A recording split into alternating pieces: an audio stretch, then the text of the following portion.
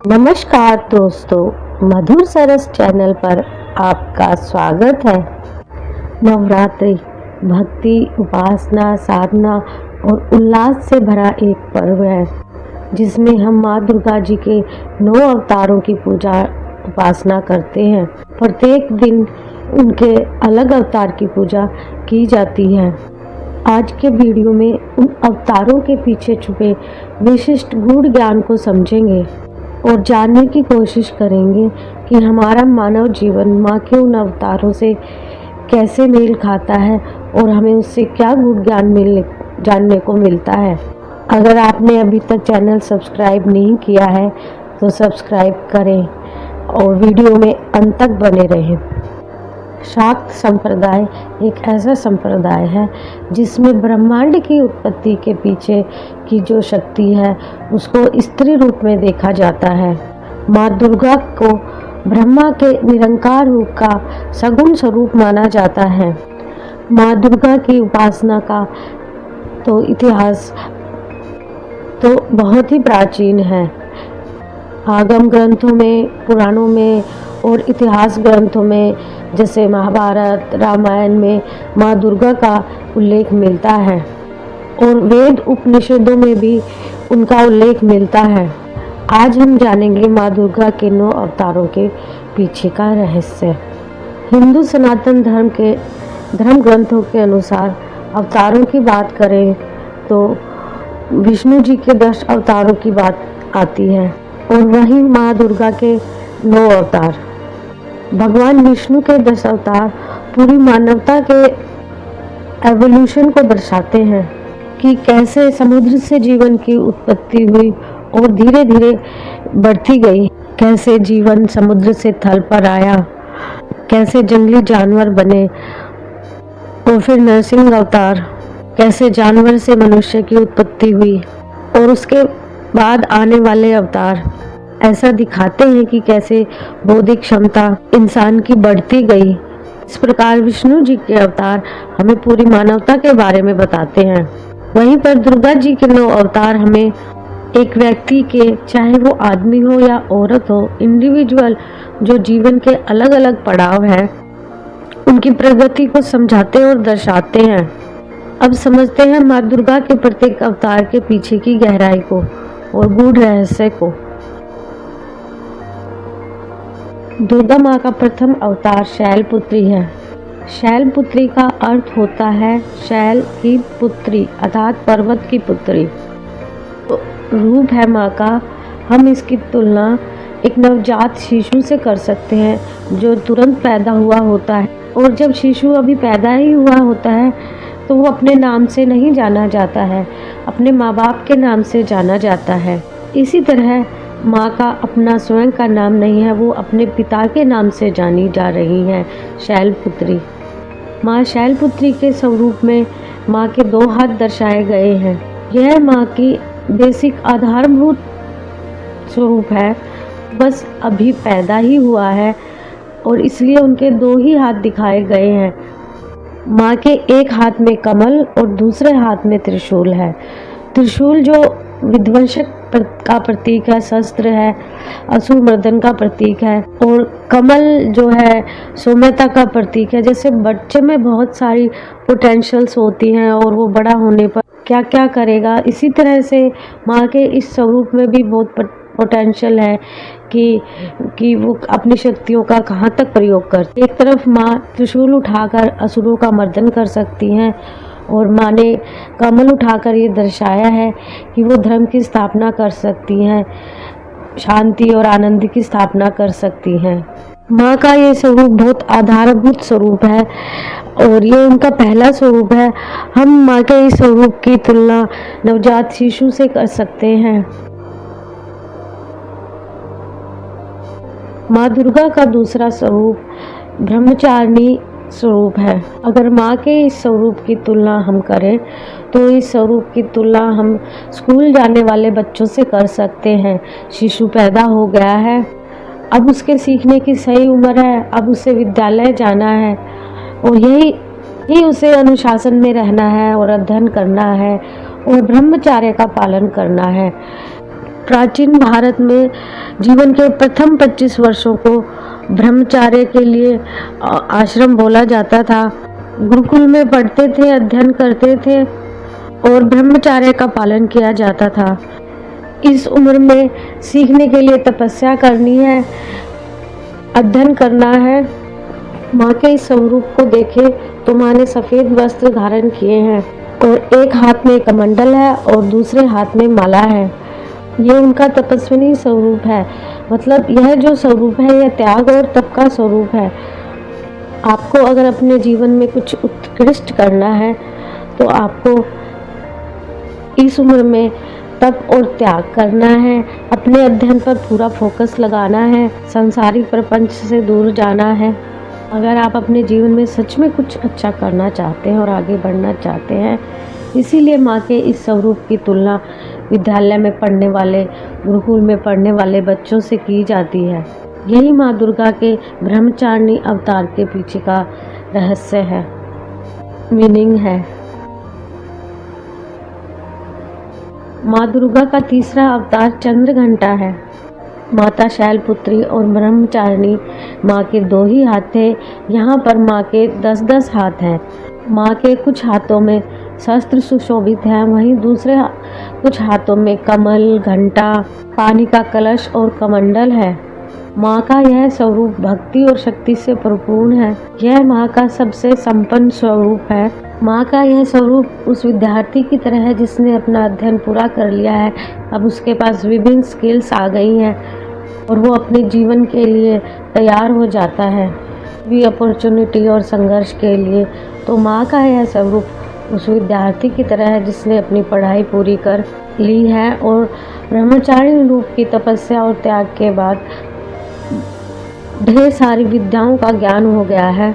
और माँ के इस स्वरूप में माँ के मस्तक पर तीसरी आँख भी खुल गई है, जो इस बात के प्रतीक है कि माँ अब प्रत्येक संघर्ष के लिए तैयार हैं। अगर शत्रु असुर आएंगे तो वो उनका दमन करेंगी और ज़रूरत पड़े तो धर्म अपना करेंगी। माँ का ये स्वरूप उस विद्यार्थी को रिप्रेजेंट करता है जिसने अपना अध्ययन पूरा कर ढेर सारी स्किल्स बटोर ली हैं। दुर्गा का चौथा स्वरूप कुष्मांडा है।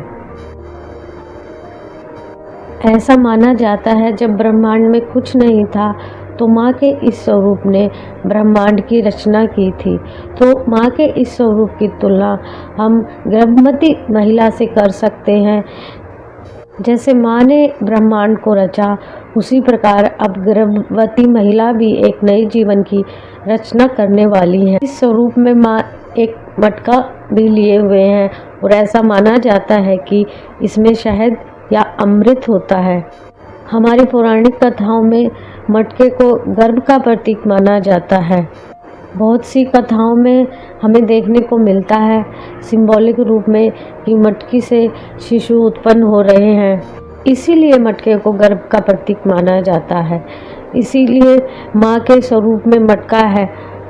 माँ के इस स्वरूप को गर्भवती महिला के स्वास्थ्य और शक्ति के सिंबल की तरह देखते हैं, जो एक नए जीवन को जन्म देने वाली है, नया जीवन उपजने वाली है। माँ का 5वां स्वरूप स्कंद माता का है। जो माँ शैलपुत्री के रूप में स्वयं पुत्री थी, वो अब एक माँ बन गई है। उनकी पहचान एक माँ के रूप में है, जो उनके पुत्र स्कंद यानी कार्तिकेय की माता के रूप में है। माँ का यह स्वरूप देखें तो माँ ममतामयी है और पुत्र वात्सल्य से परिपूर्ण है। इसलिए यहाँ पर इस स्वरूप में माँ के सभी हाथ में कोई शस्त्र नहीं है। अभी माँ का पूरा ध्यान अपने शिशु पर है। जैसे एक शिशु को जन्म देने के बाद माँ का सारा ध्यान अपने शिशु पर होता है, उसी प्रकार माँ का सारा ध्यान अपने पुत्र पर है। और आपने देखा होगा कि माँ के इस स्वरूप में माँ की गोदी में कार्तिकेय भी बैठे हैं। माँ दुर्गा के इस स्वरूप की तुलना हम एक माता से कर सकते हैं जिसने अभी अभी एक शिशु को जन्म दिया है। कात्यायनी अवतार। नवरात्र के छठे दिन हम माँ दुर्गा की कात्यायनी अवतार में उपासना करते हैं। माँ ने अपने इस अवतार में महिषासुरमर्दन किया था।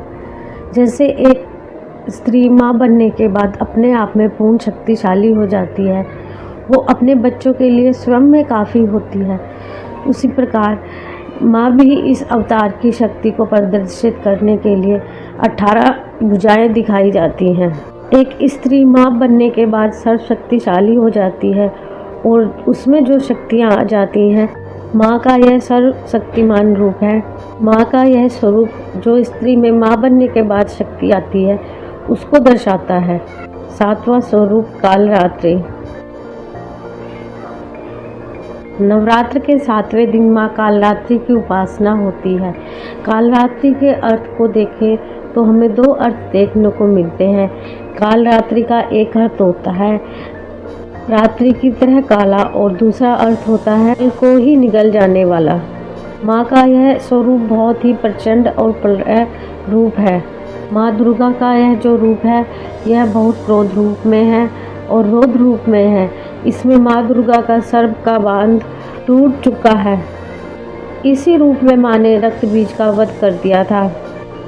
इसमें उनके क्रोध की सीमा इतनी बढ़ गई थी कि उनको शांत करने के लिए स्वयं उनके पति शिव को आना पड़ा था। माँ का यह रूप दर्शाता है कि जैसे एक स्त्री एक जीवन को रच सकती है, उसी तरह धर्म की स्थापना के लिए रौद्र रूप भी धारण कर सकती है। जब ब्रह्मांड की रचना हो सकती है तो ब्रह्मांड का प्रलय भी हो सकता है। जैसे एक स्त्री जन्म भी दे सकती है और जरूरत पड़ने पर जीवन को ग्रहण भी लगा सकती है, उसी तरह माँ दुर्गा का यह स्वरूप भी स्त्री का सबसे विकराल स्वरूप है। 8वां स्वरूप महागौरी। माँ दुर्गा स्कंद माता बनने के बाद कात्यायनी और कालरात्रि रूप धारण करती हैं, जो उनके सबसे परिपूर्ण रूप है, उग्र रूप है और शक्तिशाली रूप है। इसीलिए सप्तमी, अष्टमी और नवमी का बहुत महत्व होता है। लेकिन जहाँ माँ दुर्गा ने कात्यायनी और कालरात्रि रूप में अपने शक्तिशाली और रौद्र रूप की प्रकाष्ठा को दिखाया है, वहीं उन्होंने यह भी बताया है कि शांति, सौंदर्यता और सौम्यता की भी प्रकाष्ठा पर जा सकती है और माँ का यह वही रूप है, स्वरूप है महागौरी का। महागौरी के स्वरूप में माँ दुर्गा अपने पति शिव जी के साथ और अपने पुत्र गणेश जी और कार्तिकेय जी के साथ एक पारिवारिक रहती हैं। माँ का यह स्वरूप किसी भी स्त्री या पुरुष को उसके पारिवारिक दायित्वों को याद दिलाता है। महागौरी स्वरूप माँ दुर्गा का बहुत ही पूर्ण स्वरूप है और सौम्यता का स्वरूप है। माँ का अंतिम स्वरूप और 9वां स्वरूप है सिद्धिदात्री। नवरात्रि के 9वें दिन माँ सिद्धिदात्री की उपासना होती है। माँ की तुलना हम उस स्त्री और पुरुष से कर सकते हैं जिसे सभी प्रकार का ज्ञान हो चुका है और इस ज्ञान के उपयोग से वो अपने आगे आने वाली पीढ़ियों को धर्म मार्ग पर प्रशस्त करना चाहते हैं। माँ ने अपने इस स्वरूप में ब्रह्मांड के हर एक ज्ञान को जान लिया है और उनके लिए कोई चीज़ अगम्य नहीं है और उनके लिए और उनसे जो भी भक्त कुछ भी मांगेंगे, चाहे वो लौकिक हो या परालौकिक, हर चीज़ को पूर्ण करने में समर्थ है। इस प्रकार हमारे बुजुर्ग कुछ भी कर जाने में समर्थ होते हैं, उसी प्रकार माँ सिद्धिदात्री का ये स्वरूप भी भक्तों पर अनंत कृपा बरसाने वाला स्वरूप है और यह माँ दुर्गा का अंतिम, पूर्ण, अनंत, असीम और दयावान स्वरूप है। दोस्तों, आपको समझ में आ गया होगा कि माँ दुर्गा का हमारे जीवन के विभिन्न पड़ावों में क्या संदर्भ है।